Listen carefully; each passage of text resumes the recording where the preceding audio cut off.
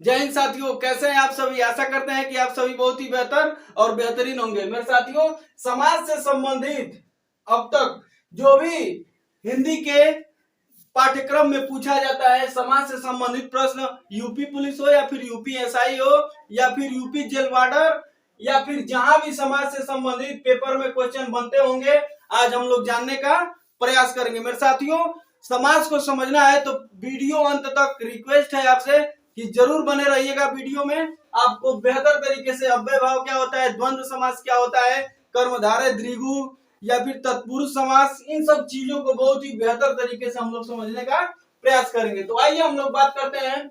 सबसे पहले हम लोग जानेंगे कि समास कहते किसको है।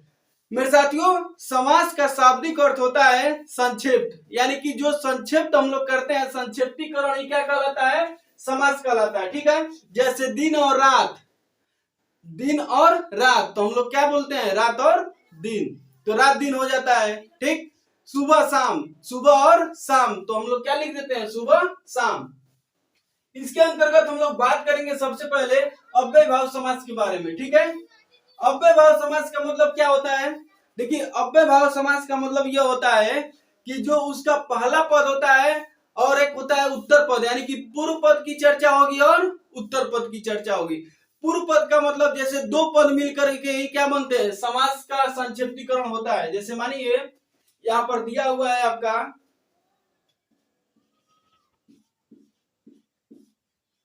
दिन रात। ठीक है, तो एक पद ये हो गया और ये एक पद ये हो गया, तो इसी को कहते हैं, पहले वाले पद को कहते हैं पूर्व पद और दूसरे वाले पद को कहते हैं उत्तर पद, यानी कि बाद वाला पद। ठीक है, तो बात करिए यहाँ पर देखा जाए अव्यय भाव समास, इसका पूर्व पद क्या होता है, प्रधान होता है। ठीक है, पूर्व पद क्या होता है, प्रधान होता है, और पूर्व पद जो है कि उपसर्ग होता है। यानी कि ज्यादातर आप लोगों ने देखा होगा अव्यय भाव समास में उसका पहला पद क्या होता है, उपसर्ग होता है। ठीक है, और उपसर्ग किसको कहते हैं कि जो सामने से लग करके क्या कर दे, अर्थ में भिन्नता प्रदान कर दे। ठीक है, यहाँ पर देखिए पूर्व पद छोटा होता है। जी हाँ, पूर्व पद भी क्या होता है, छोटा होता है। ठीक है, यहाँ पर देखिए उत्तर पद बड़ा होता है, यानी अव्यय भाव समास का उत्तर पद जो होता है वो क्या होता है, बड़ा होता है, और पूर्व पद क्या होता है, छोटा होता है। जैसे उदाहरण अगर देखें हम लोग, देखिए आजन्म, जैसे देखिए आजन्म दिया है ना, तो ये देखिए यहाँ पर हो गया है आ और यहाँ पर हो गया है जन्म, यानी कि ये पहला पद जो आ है ये क्या हो गया है, छोटा है कि नहीं है, और जन्म क्या है, पूर्व पद से बड़ा है उत्तर पद। तो जन्म, देखिए इसमें क्या होता है ना कि जो पूर्व पद हम लोग का रहता है वो पूरा का पूरा प्रभाव इसी का रहता है। भले से ही इसका पद क्या है, छोटा होता है पूर्व पद, लेकिन वही उस पूरे उत्तर वाले पद पर भारी पड़ता है। देखिए कैसे, जैसे मान लीजिए जन्म, तो जन्म का मतलब मान लीजिए कोई जन्म लिया है या फिर जन्म किसी का, इतने से ही बात का कॉन्सेप्ट निकल के सामने आता है। लेकिन जब हमने कह दिया आजन्म, यानी कि पूरे जीवन भर। ठीक, उसके बाद से आमरण, जैसे मानिए आमरण, मरण का मतलब क्या होता है, मृत्यु हो गया, लेकिन आमरण यानी कि मरते दम तक। फिर ये देखिए प्रतिदिन, दिन तो है, ये प्रति क्या है आपका, पूर्व पद है, और उत्तर पद क्या होगा, दिन।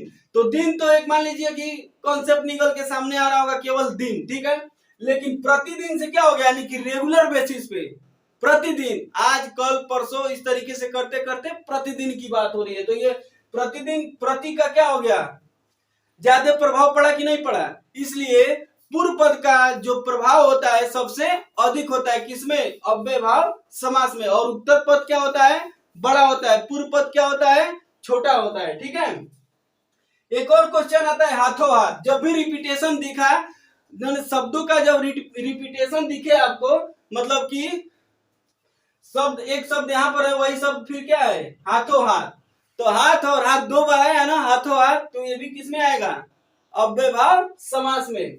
एक और क्वेश्चन बनता है दिन दिन, रात रात। ठीक है, सुबह सुबह, तो ये जो सुबह सुबह है चाहे दिन दिन है, ये भी किसके अंतर्गत आएगा, अव्यय भाव समास के अंतर्गत आएगा। यानी कि अव्यय भाव से संबंधित जितने भी महत्वपूर्ण बातें थी उसको आप लोगों के बीच मैंने रखने का प्रयास किया है। आशा करते हैं कि आपको कंटेंट अच्छा लग रहा होगा, तो आप लाइक अवश्य करिएगा। आइए हम लोग बात करते हैं मेरे साथियों द्वंद्व समास के बारे में। द्वंद्व देखिए, इस पे भी वही मात्रा है दो, इस पे भी दो, ठीक है, यानी कि बराबर बराबर का कॉन्सेप्ट चल रहा है कि नहीं चल रहा है। इसके हेडिंग में ही देखिए ना, द्वंद्व, यहाँ पर भी सेम मात्रा, वहां पर भी सेम मात्रा। इसका मतलब ये हुआ कि पहला पद और उत्तर पद, यानी कि पूर्व पद और उत्तर पद दोनों क्या होता है, समान भाव प्रस्तुत करता है, लेकिन विपरीत अर्थ भी देता है। यानी कि पहला पद दूसरे का विपरीत होता है और दूसरा पहले का विपरीत होता है। देखने का प्रयास करते हैं। दोनों पद क्या होता है, दोनों पद प्रधान होता है, ठीक है। विपरीत वाले शब्द एक साथ बोले जाने वाले, ठीक है, यानी कि एक साथ बोला जाएगा, ठीक है, और इसमें विपरीत वाले शब्द यानी कि एक का विपरीत दूसरा होगा और एक साथ बोले जाते हैं। यानी कि जैसे दिन रात, तो दिन रात एक साथ नहीं बोला जाता है। भाई बहन, माता पिता एक साथ बोला जा रहा है कि नहीं बोला जा रहा है, यही कॉन्सेप्ट है। योजक चिन्ह वाले शब्द, यानी कि देखिए माता पिता में ये योजक चिन्ह लगा है कि नहीं लगा है, रात दिन में ये योजक चिन्ह लगा है कि नहीं लगा है, भाई बहन में योजक चिन्ह लगा है कि नहीं लगा है। कभी कभी ये भी क्वेश्चन आपको देखने को मिल सकता है देवासुर, जिसमें आप कंफ्यूज होंगे, लेकिन देवासुर देव और असुर, यानी कि देव और असुर दोनों एक दूसरे के क्या हो रहे हैं, विपरीतार्थक हो रहे हैं। और उसके बाद एक ही में जब इसको हम लोग मिलाए हैं, संक्षिप्तीकरण किए हैं, तो देवासुर हो गया, ठीक है। आइए हम लोग तीसरा बात करते हैं बहुब्रीहि समास के बारे में। बहुब्रीहि समास का मतलब ये होता है कि पूर्व पद और उत्तर पद दोनों मिलकर के किसी तीसरे पद की ओर इशारा करते हैं। इसमें ज्यादातर देवी देवताओं की चर्चा होती है, यानी कि विशेष अर्थों में प्रयोग किया जाता है। पहला पद और दूसरा पद मिलके एक विशेष तीसरे पद की ओर इशारा कर देते हैं, ठीक है। जैसे दोनों पद अप्रधान, इसमें दोनों पद क्या होता है, अप्रधान होता है। जैसे मानिए महावीर, यानी कि महान है जो वीर, हनुमान जी, ठीक है, इस तरह से। गिरिधर, यानी गिरी को धारण करने वाला श्री कृष्ण। त्रिलोचन, तीन नैनों वाला, कौन, शंकर जी, ठीक है। तो इस तरीके से ये बहुब्रीहि समास भी क्या हो गया, हम लोग समझने का प्रयास कर दिए। मतलब इससे ज्यादा बाहर कॉन्सेप्ट आपको देखने को नहीं मिलेगा। अब हम लोग बात करेंगे चौथे नंबर का तत्पुरुष समास, ठीक है। और तत्पुरुष समास का उत्तर पद जो होता है प्रधान होता है। तत्पुरुष समास का उत्तर पद क्या होता है, प्रधान होता है। और एक और इंपॉर्टेंट बात ये मैं आप लोग को बताऊं कि जो समास का मुख्यतः भेद अगर देखा जाए तो चार होता है, जो अभी हम लोग पढ़ रहे हैं। देखिए अव्ययभाव समास पहला हो गया, दूसरा द्वंद्व समास, तीसरा बहुब्रीहि समास और चौथा होगा आपका तत्पुरुष समास। और तत्पुरुष समास से दो समास और बनते हैं। जिस प्रकार से संज्ञा में जातिवाचक से दो संज्ञा बनता था, उसी प्रकार से, जैसे कि कर्मधारय समास और एक द्विगु समास। यानी कि तत्पुरुष समास से, देखिए इधर मैंने एरो किया हुआ है, तत्पुरुष समास से ही कर्मधारय और द्विगु दोनों बनता है, ठीक है। यानी कि जब इसका उत्तर पद प्रधान है तो इससे बनने वाले कर्मधारय और द्विगु समास का भी उत्तर पद क्या होगा, प्रधान होगा। तो आइए सबसे पहले तत्पुरुष समास देखते हैं। उत्तर पद प्रधान होता है, जैसे चिड़िया घर, तो चिड़िया और घर, घर क्या है, उत्तर पद है ना। देखिए चिड़िया और घर, तो घर क्या हो गया, चिड़िया के लिए घर। इसमें देखिए 6 प्रकार का कारक भी आता है, ठीक है ना। कर्ता ने कर्म को, तो कर्ता ने नहीं रहता है। उसके बाद से कर्म से लेके कर्म हो गया, करण, संप्रदान, अपादान, संबंध, अधिकरण। उसके बाद से ये संबोधन भी नहीं होता है, यानी कि 2 नहीं होता है कारक संबंध, ठीक है, 6 होता है। तो आप लोग देख लीजिएगा, हस्तलिखित यानी कि हाथ से लिखित, यानी कि करण हो रहा है कि नहीं हो रहा है। ये देखिए चिड़िया घर, यानी चिड़िया के लिए घर, के लिए किस में आता है, संप्रदान को के लिए, ठीक है। अब हम लोग बात करेंगे मेरे साथी कर्मधारय समास के बारे में। देखिए कर्मधारय समास में विशेषण और विशेष की भी चर्चा होती है, उपमेय और उपमान की भी चर्चा होती है, ठीक है। यानी कि पहला पद दूसरे पद का क्या करता है, विशेषता बताता है। देखिए उत्तर पद प्रधान होता है, इसमें भी पहला शब्द दूसरे शब्द का विशेषता बताता है।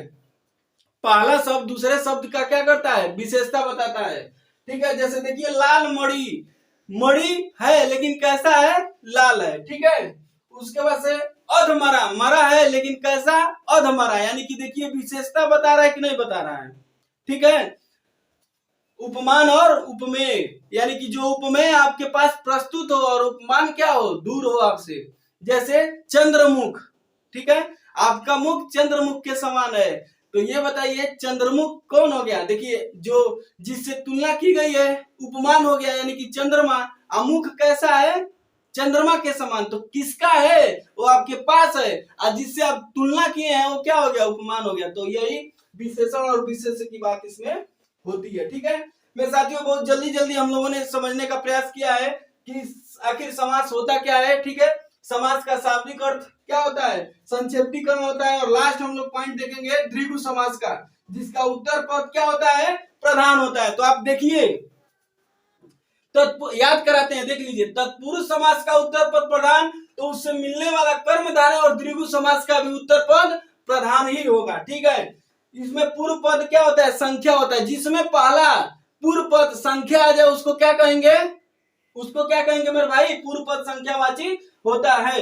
जैसे देखिए, फिर तत्पुरुष समास से ही बनता है ये, ठीक है ना।